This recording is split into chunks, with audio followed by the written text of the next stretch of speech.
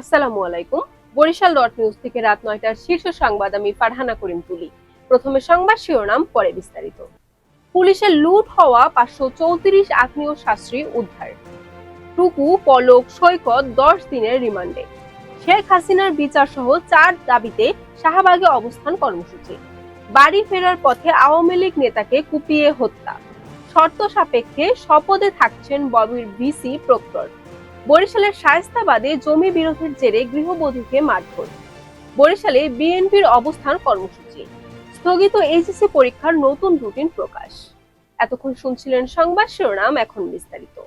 বৈষম্য বিরোধী ছাত্র আন্দোলনের নেতৃত্বে গণবিক্ষোভ চলাকালে দেশের বিভিন্ন থানা, পুলিশ ফাঁড়ি ও পুলিশ লাইন থেকে লুট হওয়া ৫৩৪টি আগ্নেয়াস্ত্র উদ্ধার করা হয়েছে। বৃহস্পতিবার পুলিশ সদর দপ্তরের বার্তায় এ তথ্য জানানো হয়।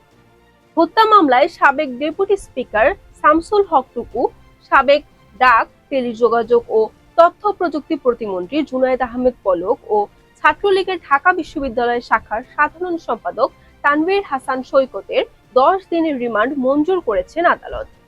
বৃহস্পতিবার সকাল ৯টার পর থেকে শিক্ষার্থীরা শাহবাগে জড়ো হতে থাকেন। এর মধ্যে সেখানে সাংস্কৃতিক জোটের কর্মীরা বিভিন্ন গানের মাধ্যমে শিক্ষার্থীদের উজ্জীবিত করতে শুরু করেন। তারা শেখ হাসিনা সহ তার দোসরদের বিচারের দাবি করছেন। সিলেটের বিশ্বনাথে মনিরুজ্জামান লিলু নামে এক আওয়ামী লীগ নেতাকে কুপিয়ে হত্যা করেছে দুর্বৃত্তরা। বুধবার রাত ৯টায় এশার নামাজ পড়ে রামপাশা ইউনিয়নের বৈরাগী বাজার থেকে বাড়ি যাওয়ার পথে এ ঘটনা ঘটে।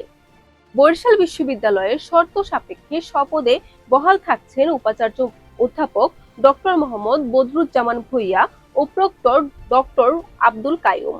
তবে দপ্তরগুলোতে ব্যাপক পরিবর্তন সহ দুর্নীতিগ্রস্ত কর্মকর্তাদের বিরুদ্ধে তদন্ত সাপেক্ষে দ্রুত ব্যবস্থা নেওয়ার দাবি তোলা হয়েছে। বরিশাল শায়েস্তাবাদ এলাকায় জমি জমা সংক্রান্ত বিরোধের জের ধরে লিপি আক্তার নামের এক গৃহবধূকে পিটিয়ে রক্তাক্ত জখম করেছে প্রতিপক্ষ সন্ত্রাসীরা বলে অভিযোগ পাওয়া গেছে। বুধবার দুপুর 12:30টায় নিজ বাড়িতে এ ঘটনা ঘটে। ফ্যাসিস্ট শেখ হাসিনা কর্তৃক ছাত্র জনতাকে গুলি চালিয়ে গণহত্যা, হাসিনা সহ সব খুনিদের বিচারের দাবিতে বরিশালে অবস্থান কর্মসূচি পালন করছে জেলা ও মহানগর বিএনপি।